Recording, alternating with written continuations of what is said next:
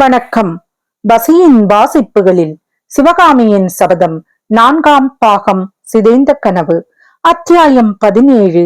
உறங்கா இரவு.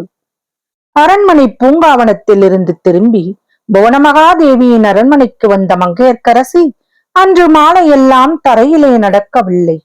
ஆனந்த வெள்ளத்திலே மிதந்து கொண்டிருந்தாள். அவள் சற்றும் எதிர்பாராத காரியம் நடந்துவிட்டது.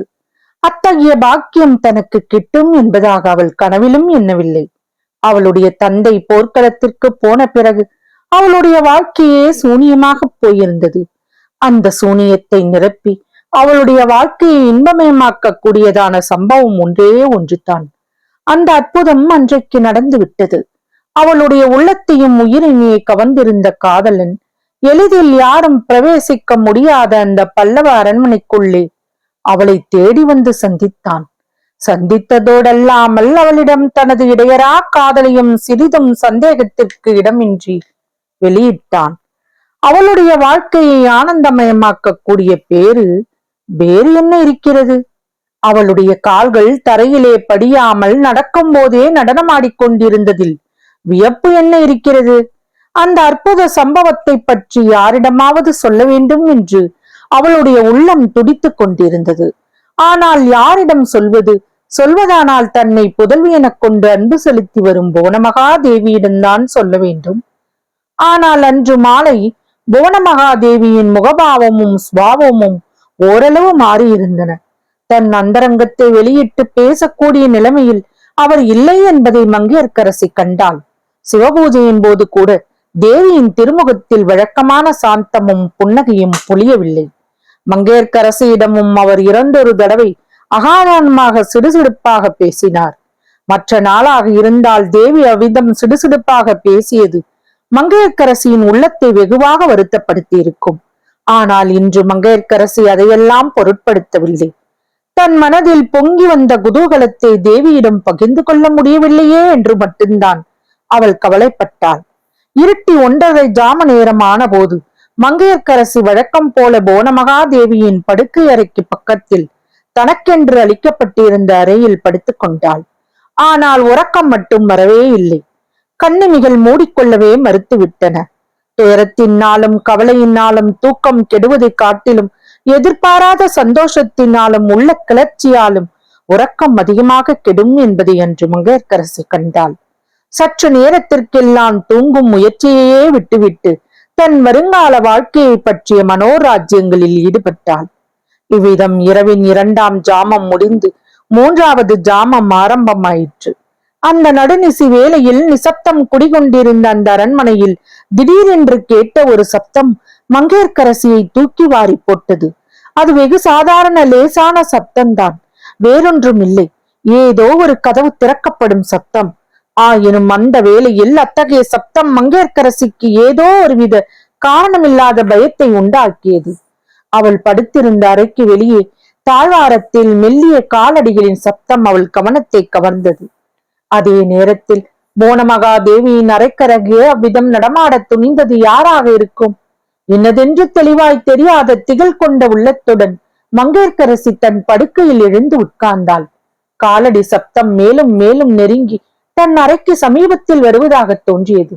அப்படி வருவது யார் என்று தெரிந்து கொள்ள வேண்டும் என்ற ஆவல் அவளை பீடித்தது. சப்தம் செய்யாமல் படுக்கையில் இருந்து எழுந்து அவளுடைய அறையில் இருந்து வெளித்தாழ்வாரத்தை நோக்கிய பலகனியின் அருகே சென்று வெளியில் இருந்து தன்னை பார்க்க முடியாதபடி மறைவாக நின்றாள். மறுகணமே அவளுடைய ஆவல் நிறைவேறியது. தாழ்வாரத்தில் இருவர் வந்து கொண்டிருந்தார்கள். முன்னால் கையில் தீபம் ஏந்திய தாதி பெண்ணும் அவளுக்கு பின்னால் வானமாதேவியும் வந்து கொண்டிருந்தார்கள். ஆம், அது வானமாதேவி தான். ஆனால் அவருடைய முகம் ஏன் அப்படி பேயடித்த முகத்தை போல் வெளுத்து விகாரமடைந்து போயிருக்கிறது? வந்த இருவரும் மங்கையர்க்கரசியின் அறையை தாண்டி அப்பால் போனதும் சற்று தூரத்தில் அதே தாழ்வாரத்தின் மறுபுறத்தில் திறந்திருந்த ஒரு கதவு மங்கையர்க்கரசியின் கண்ணையும் கவனத்தையும் கவர்ந்தது. அவள் இந்த அரண்மனைக்கு வந்த நாளாக மேற்படி கதவு திறக்கப்பட்டதை பார்த்ததே இல்லை. வானமாதேவியின் மாளிகையில் இருந்து இந்த மாளிகைக்கு வருவதற்கான சுரங்க வழியின் கதவு அது என்று அவள் கேள்விப்பட்டிருந்தாள். அந்த சுரங்க வழி மூலமாகத்தான் வானமாதேவி இப்போது வந்திருக்க வேண்டும். இந்த நடுநிசியில் அவ்வளவு ரகசியமாக சுரங்க வழியின் மூலம் அவர் எதற்காக வந்திருக்கிறார்? இந்த கேள்விக்கு மறுமொழி அவளுக்கு மறுகணமே கிடைத்தது. வந்தவர்கள் இருவரும் புவனமகாதேவியின் படுக்கையறை வாசற்கதவண்டை நின்றார்கள். கையில் விளக்குடன் வந்த தாதி பெண் கதவை லேசாக தட்டினாள். உள்ளே இருந்து யார் என்ற குரல் கேட்டது. நான் தான் அம்மா என்றார் வானமாதேவி. இதோ வந்துவிட்டேன் என்னும் குரல் கேட்ட மறுகணமே கதவும் திறந்தது. தாதி பெண்ணை வெளியிலே நிறுத்திவிட்டு வானமாதேவி உள்ளே சென்றார். வானமாதேவியின் பயப்பிராந்தி கொண்ட வெளிரிய முகத்தை பார்த்த மங்கையர்க்கரசியின் மனதில் சொல்ல முடியாத கவலையோடு பயமும் குடிக்கொண்டது. பூரண சந்திரனையொத்த பிரகாசமான பல்லவ சக்கரவர்த்தினியின் வதனம் 4 நாளைக்குள் அப்படி மாறிப்போயிருக்கும் காரணம் என்ன? அவருக்கு அத்தகைய கவலையையும் பயத்தையும் உண்டாக்கும் விபரீதம் என்ன? சக்கரவர்த்தி போர்க்களத்துக்கு போன பிறகு கூட வானமாதேவி எவ்வளவோ தைரியமாகவும் உற்சாகமாகவும் இருந்தாரே, அதை பற்றி தான் ஆச்சரியப்பட்டதும் உண்டல்லவா? அப்படிப்பட்டவரை இவ்விதம் மாற்றும்படியாக எத்தகைய அபாயம் எதிர்நோக்கி வந்து கொண்டிருக்கிறது? அந்த அபாயம் அவரோடு மட்டும் போகுமா, அல்லது அந்த அரண்மனையில் உள்ள மற்றவர்களையும் பீடிக்குமா? கள்ளம் கபடமற்ற பெண்ணாகிய மங்கையர்க்கரசிக்கு மேற்படி விஷயத்தை தெரிந்து கொள்ளும் பொருட்டு ஒற்று கேட்பது ஒரு பிசகான காரியமாகவே தோன்றவில்லை. எனவே புவனமகாதேவியின் அறைக்கும் தன்னுடைய அறைக்கும் மத்தியில் இருந்த கதவண்டை சென்று நின்று மாமிக்கும் மருமகளுக்கும் நடந்த சம்பாஷணையை ஒற்று கேட்க தொடங்கினாள். அந்த சம்பாஷணையின் ஆரம்பமே அவளுடைய மனதில் என்றும் இல்லாத பீதியை உண்டாக்கி உடம்பெல்லாம் நடுங்கும்படி செய்தது.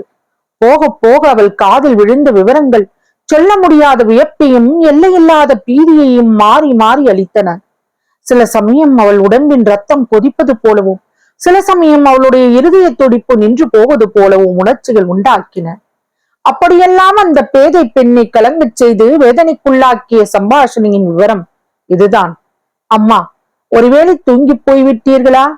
மகளே, நீ சொல்லி அனுப்பியிருக்கும் போது எப்படி தூங்குவேன்? உன் வரவை எதிர்நோக்கி காத்திருந்தேன். ஆனால் இது என்ன மர்மம்? எதற்காக இப்படி நடுராத்திரியில் வந்தாய்? உன்முகம் ஏன் இப்படி வெளுத்து போயிருக்கிறது? ஐயோ பாவம், பல நாளாக நீ தூங்கவில்லை போலிருக்கிறதே. ஆம் அம்மா, நெடுமாறன் என் அரண்மனைக்கு என்றைக்கு வந்தானோ அன்றைக்கே என்னை விட்டு தூக்கமும் விடைபெற்று கொண்டு போய்விட்டது. தொடரும்.